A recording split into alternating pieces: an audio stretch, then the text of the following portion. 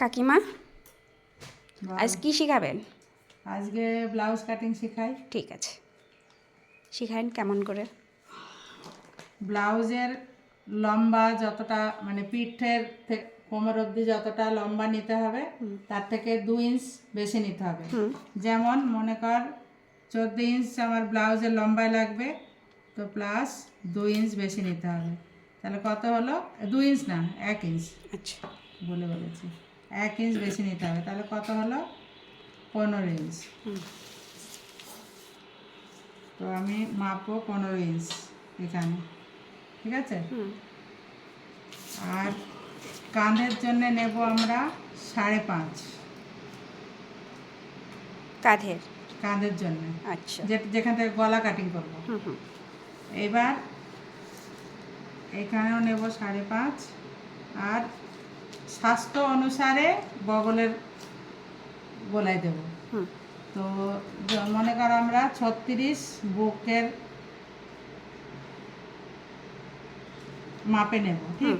তাহলে পরে আমরা এটা নেব 6 ইঞ্চ।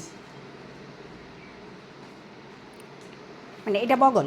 হ্যাঁ, এটা বগলের কাটিং হবে। আচ্ছা, এটা কান, এটা বগলের কাটিং হবে। আর এটা 6 ইঞ্চ নিলাম, এটা 36 বুকের মাপে করব। আচ্ছা, আচ্ছা, এটা হচ্ছে তোর 6 ইঞ্চ নিলাম। হ্যাঁ, এটা 6 ইঞ্চ, এটা 5.5। আর এইটা যেটা নেব আমি, আমার 36 বুক, তো 36কে 4 দিয়ে ভাগ করতে হবে। কত হবে?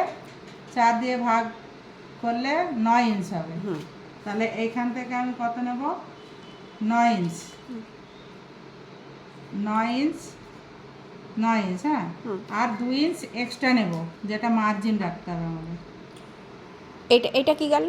এটা বুকের যতটা আমরা মাপ নিয়েছি 36, বুকটা 36-এর 4 ভাগের 1 ভাগ, 4 দিয়ে ভাগ করলাম, 9 হলো। এটা 9 নিলাম, প্লাস 2 ইঞ্চ এক্সট্রা, যেটা আমরা মার্জিন রাখবো। মানে সেলাই করার পরে আমাদের কাপড় বাঁচার দরকার, তো সেটা। আচ্ছা, এখানে আমাদের কত হলো? Total 11 inch. তো ওর থেকে আমরা আধ ইঞ্চ কম নেব। 11 ইঞ্চ আধ ইঞ্চ কম নিলে হয় 10.5 ইঞ্চ। তো আমরা এর সঙ্গে মিলিয়ে দেবো। হ্যাঁ, এটা কি এটা এখানে যদি 11 হলো, এখানে আধ ইঞ্চ কম, 10.5। এটা কি? এটা হচ্ছে কোমর, মাজা। কমর। আচ্ছা, ওটা তো এখানটা লিখতে হবে যে কমর বলে। হ্যাঁ, সে কোমর হোক মাজা হোক লিখলে হলো কোমর।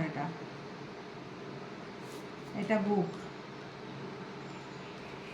আর এবার নেব আমরা গলা।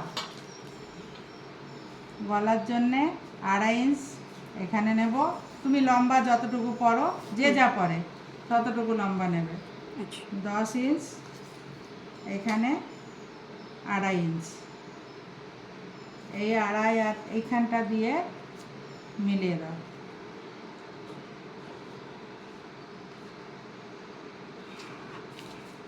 দিয়ে